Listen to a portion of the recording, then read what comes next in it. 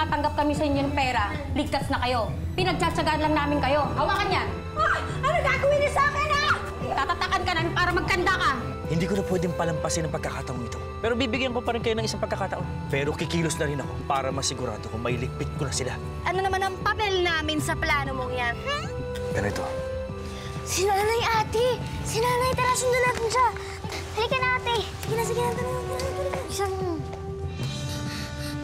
Ate, anong lugar mong pinasok natin? Hindi ko alam, pero makakalabas din tayo dito. Makakaalis din tayo dito.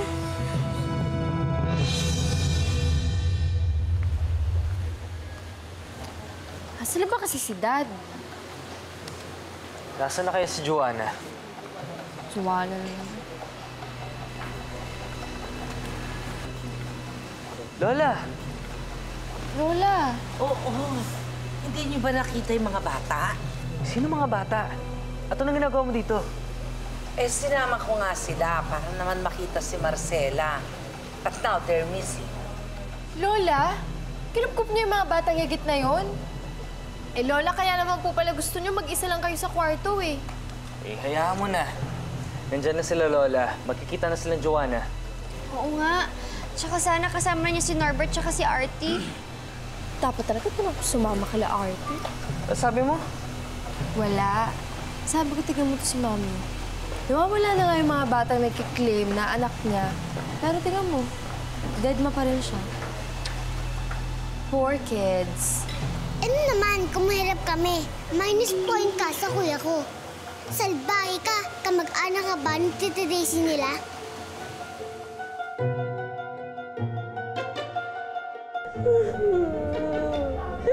Ang sakit-sakit. Bakit nila nagawa sa akin to? Binaboy nila ako. Daisy, aso yan, hindi naman baboy. Ngayon alam ko na kung kanino nagmana si Kuya, Ma. Ay naku, anak, ano bang gagawin natin ngayon? Maski na magbayad tayo sa mga ito, kailan makisama tayo. Ito mga halang kaluluwan ng mga yan, eh.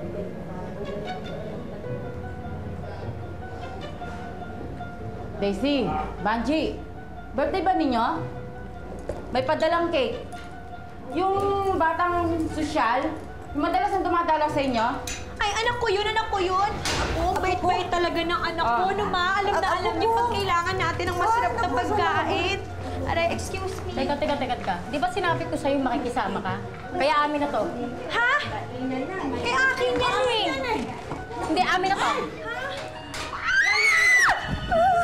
Ano ba? Oh, yun na!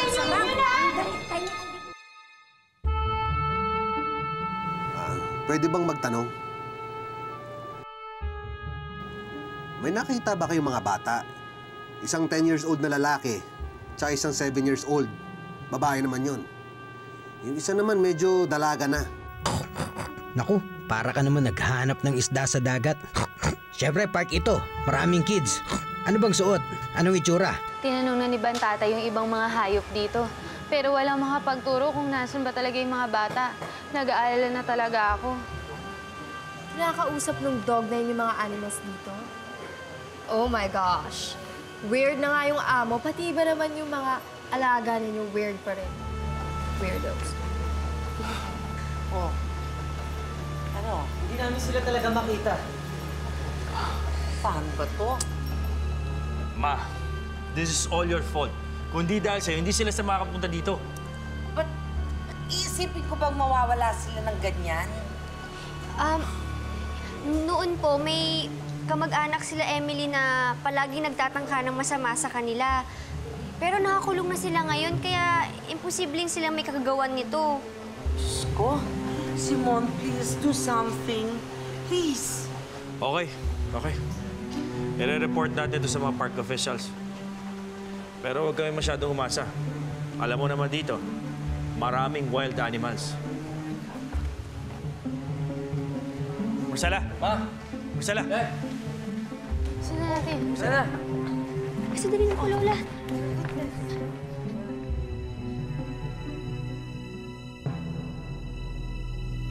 Marcela! Marcela! Restricted area yata to. Restricted area?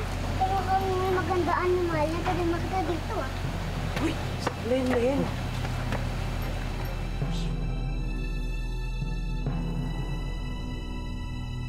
Dad. Mami,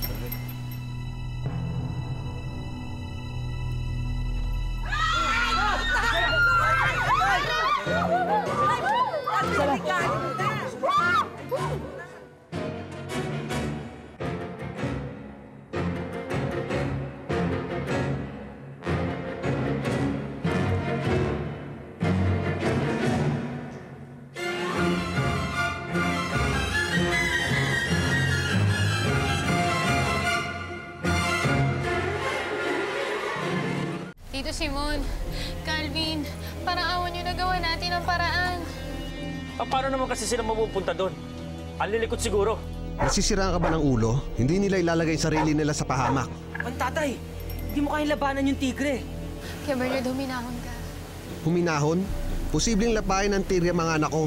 Joanna, kung sino man ang nagpasok sa kanila dyan, wala siyang kaluluwa.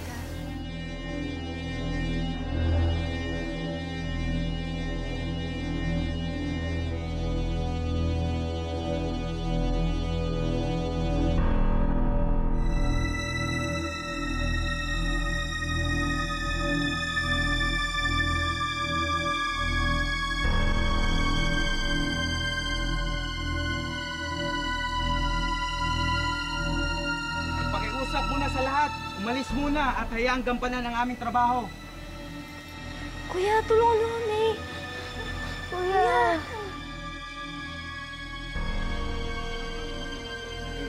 Kayo rin po, ma'am. Baka pwede na po kayo umalis. Hindi kami aalis dito. Kasama namin yung mga bata. Pwede po ba namin malaman kung paano nakarating mga batang yan doon? Hindi ba dapat kami nagtatanong sa inyo niyan? Paano nakalusot sa inyo yung mga yon? Aber? Naglikot siguro. Kaya yan, napasok sa lugar na hindi dapat nila pasukan. Sir, kami na humihingi ng pamanin sa inyo. Kaya, salamat. Huwag mong palabasin ang mga anak ko pa may kasalanan.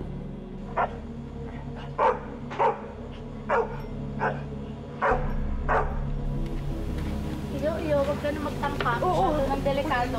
Mapanganib. Alam mo, sa mga hayop, hindi ako natatakot. Susubukan ko kung kaya ko itong mapaa mo. Sus! Puro pasikat, pasikat, pasikat. Calvin, ano ba? Buti nga si Norbert gumagawa ng paraan eh. Norbert, huwag na lang si Papa at ikaw mapahamak pa eh. Hindi yan maaas na kaya mong paamuhin.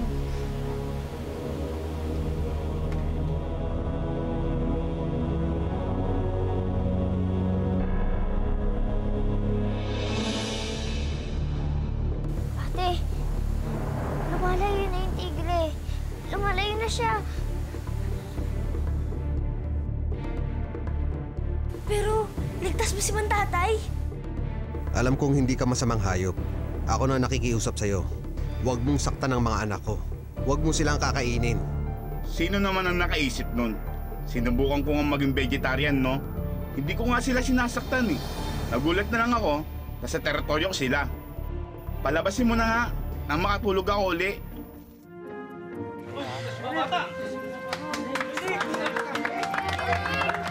Emily! Johnny! Ang galing ng alaga nyo. Siya nagligtas sa inyo. Hindi lang po namin yan alaga. Nantatay po namin yan. Mabuhay si Pantatay! Mabuhay! Buhay!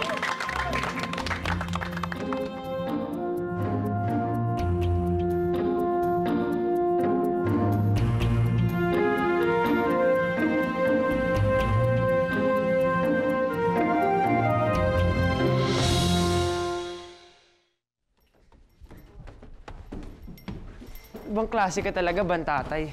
Lahat gagawin mo. Siyempre naman.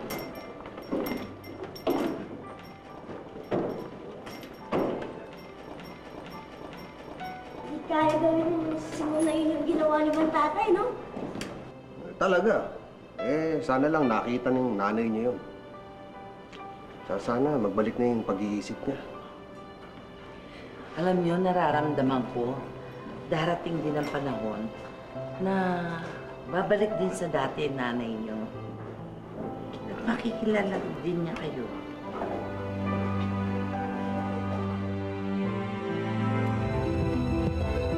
Yan ang akala mo, Mama. Hindi na magbabalik sa dati si Marcela. At hindi na siya maaagaw pa sa akin.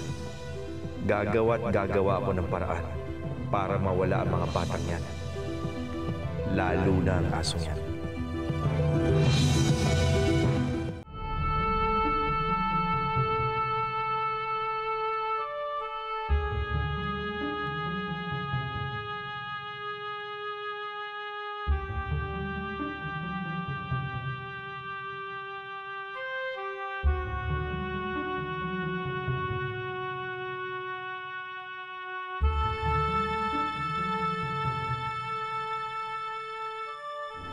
Anak,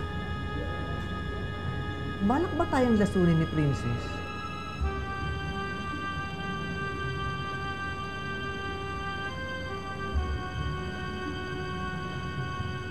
Oh! Of course not, Mommy. Ito ang paraan ni Princess para makatakas tayo. Oh? Ang talino talaga ng anak ko! Ang apo ko? Ay, ang talino! Ayan, ang sisiba nyo kasi! Buti nga. Teka lang, saan ka punta? Tsaka lang, Mami.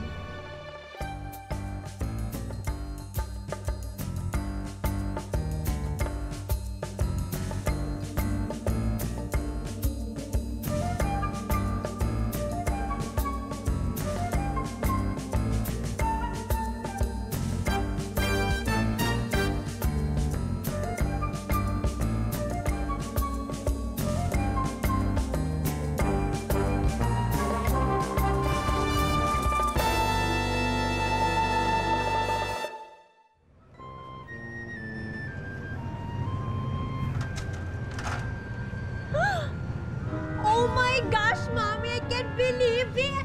It's my dream cars! Dream cars! Galing talaga ni Princess Tani! Pulis! Pulis! Pulis, anak! Dali! Dali!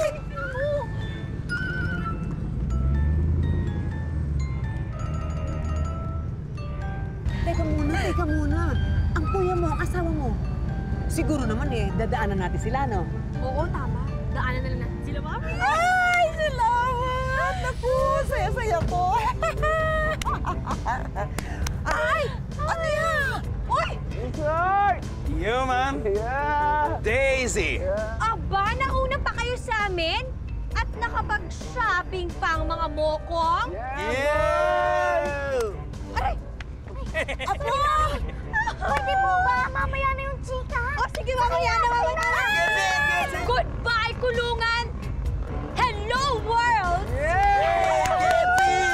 Let's go! Woohoo!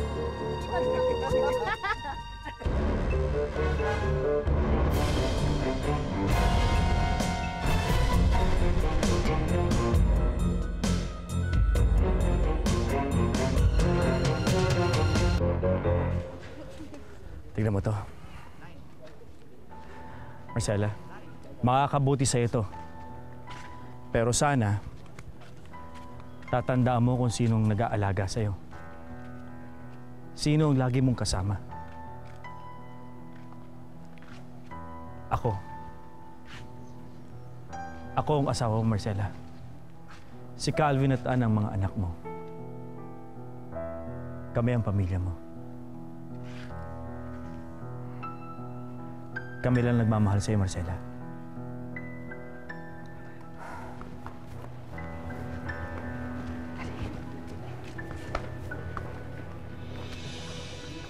Ma! Anong ibig sabihin yan? Simon, konting panahon lang naman malay mo naman, makabuti kay Marcela. Hindi ba kahapon, hindi mo ba napansin? Hindi naman nagtakot si Marcela sa kahit na sinong bata. Oo, malay mo. Masasanay din yan. Ako ang doktor, Mama. Ako ang nakakaalam kung ano mas makakabuti kay Marcela. Hindi. Ikaw lumason sa isipan niya. Hindi ka namin titigilan. Simon, please, pagbigyan mo na mga bata. na makapiling ang kanilang ina. Mama naman. Hindi nga tayo nakakasiguro kung anak nga talaga sila ni Marcela eh. Anak sila ni Marcela. They have pictures to prove it. Mama, napakadali na hong retokuhin ang mga pictures. Kaya hindi ho ito prueba. Sana man lang, pagbigyan mo na ako, Simon. Please naman. Please lang. Sige. Pagbibigyan ko ho kayo. Pero gagawin ko to nang dahil sa inyo. Hindi dahil naniniwala ako na anak nga sila ni Marcela. Halika na, Marcela. Ayan. Pumayag na ang Tito Simon ninyo. Halina kayo, sumunod na tayo sa kanila, ha? Oo, tara. Dalian natin. Hirap naman itong batang to. Kawawa ka naman.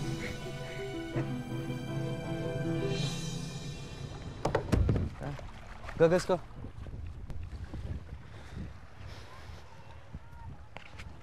Sorry.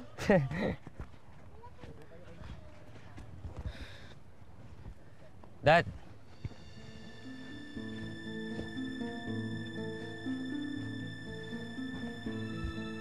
Dad. Calvin. Ano ba ginagawa ng mga batang yan dito? Saka Dad, ba't mo sila in-invite? Hindi naman natin sila family Tignan mo yun, mas nag-enjoy pa sila sa atin. Ibig bang sabihin nito, Dad? Tinatanggap mo na ng mga anak sila ni Mami? Of course not. Pinagbibigyan ko lang ang lola nyo. Ang mabuti pa, pumunta na kayo doon. And try not to be rude, okay? Sige na.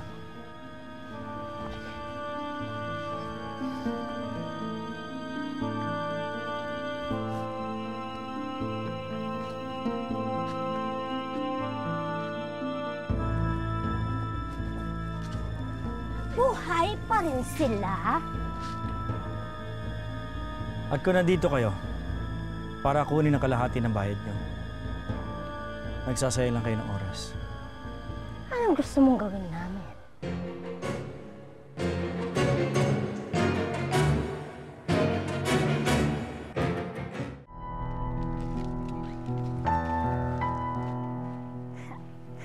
Nay, tulungan ko na po kayo. Ako na po. Lala ka. Nay, gusto mo ba swimming tayo? Tiga pelansin. Nay! Gusto niyo po ba maglaro tayo? Ito po.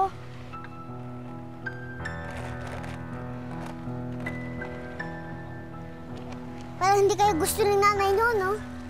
Kasama nga natin siya pero parang wala naman. Hindi tayo dapat sumuko, ate. Hindi tayo dapat tumigil hanggat di tayo nakikilala ni nanay. Bakit ba naman kasi pinagsisiksikan niyo pa yung sarili niyo dito sa bakasyon namin? Oo nga. Alam niyo, kung si Lola Clarita, naloloka niyo, pues ako, hindi ako naniniwala sa inyo. Bakit hindi na lang kayo humanap ng ibang pamilya na pwede niyong lokohin, di ba? Ann, huwag kang ganyan sa mga bisita natin. Pagpasensya niyo na si Ann. Katulad ko, nahihirapan din tanggapin na may anak si Marcela. Sa totoo lang, pinagbibigyan ko lang si Mama. Dahil ako mismo, hindi naniniwala may anak si Marcela. Pero nakikiusap ako sa inyo. Huwag niyo sanang biglayin si Marcela. Kakagaling niya lang sa sakit. And she's not yet fully recovered. Kaya hayaan niyo muna siya. Anyways, nandito na din lang kayo. Ang mabuti pa siguro you might as well enjoy. May bangka doon. Mamangka muna kayo. Mamangka? Ayos yun ah. Di ba kasi ako nakakapumangka? Pero Lenlen... Halika na! Mag-enjoy lang kayo. Halika na. Samahan niyo na ako doon. Dali. Halika. Halika na.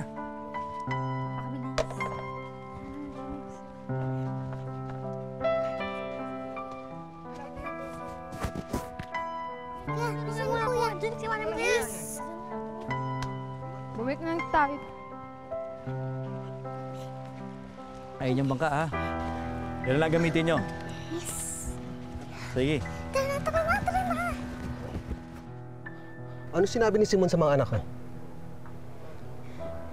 Kuya Bernard, huwag ko sana kayo magagalit sa akin. Wala naman ho akong masamang intensyon eh. Gusto ko naman ho talaga kayong tulungan. Pero sa nakikita ko kasi wala naman hong masamang ginagawa si Tito Simon. Pare-pareho lang naman po kayong biktima sa mga nangyari. And, tsaka, Kuya Bernard, patay na ho kayo eh. Si Tito Simon ho, buhay. At higit sa lahat, inaalagaan naman ho niya si Tita Marcela, di ba? Napapansin ko nga ho na nagiging open na po siya sa mga bata.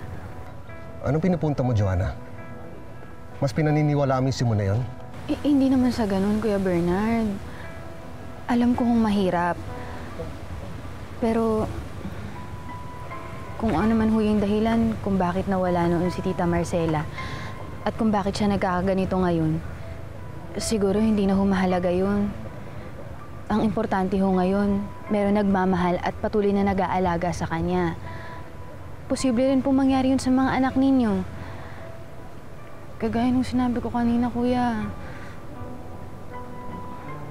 Patay na ho kayo eh.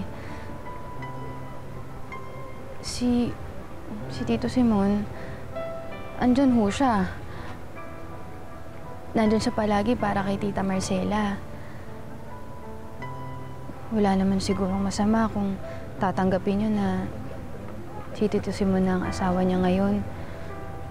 At wala rin ho siguro magiging masama kung si Tito Simon na rin na magiging ama ng mga bata. Hindi ko matatanggap yung Joanna. Hanggat hindi bumabalik sa normal pag-iisip ni Marcela. At hanggang hindi ko naririnig sa bibig niya na mahal niya si Simon, hindi ako titigil.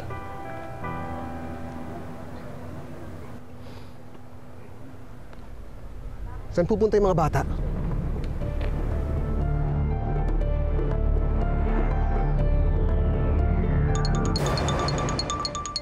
Ang sarap ng hangin. Pero sobra naman yata ang dami ng tubig sa dagat. Pati sa loob, meron... Ha? Ha? Ay, Julie! Julie! Julie, tumawag ka! Julie! Oh my God! Calvin! Lumulubog ang bangka ng mga bata! Mga bata! Help!